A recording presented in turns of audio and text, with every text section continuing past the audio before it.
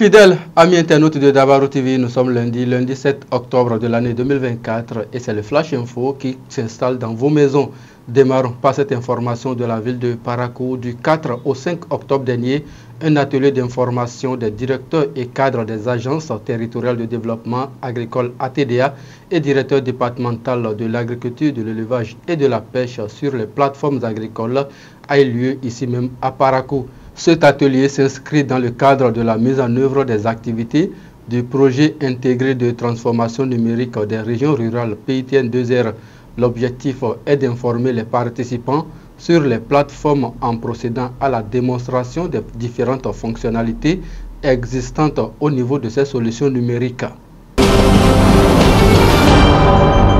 Restons toujours à Parakou pour dire que l'antenne régionale de la Haute Autorité de l'Audiovisuel et de la Communication HAC des départements du Borgou et de la Liborie a un nouveau chef. Il s'agit du journaliste de la radio Azeke de Parakou, Donatien Djeglé, nommé par le président de cette institution, Edouard Loko. Une nomination qui intervient après celle de plusieurs cadres à la HAC. Il revient désormais à ce journaliste chevronné qui a une parfaite maîtrise du terrain médiatique de la région concernée à assurer la régulation et la supervision des activités des médias dans ces départements.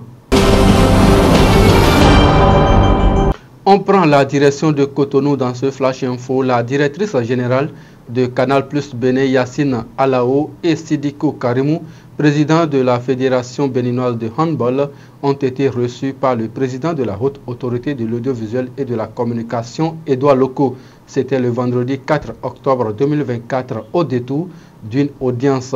Cette visite a été l'occasion pour Yacine Alao d'engager des échanges sur des sujets liés à l'audiovisuel avec le président de l'institution.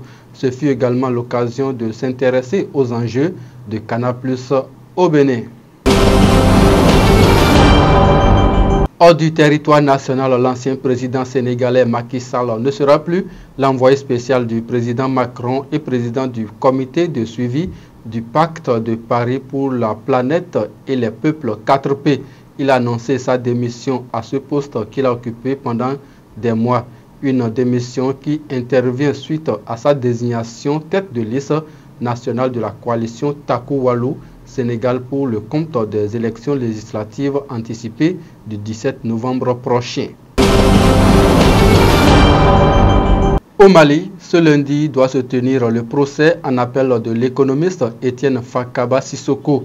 Il avait été condamné en mai 2024 à 2 ans de prison, dont un ferme, et a payé des dommages et intérêts à l'État à environ 3 millions de francs CFA, notamment pour atteinte au crédit de l'État. Etienne Fakaba Sissoko avait osé dénoncer dans un livre publié fin 2023 la propagande du gouvernement malien de transition.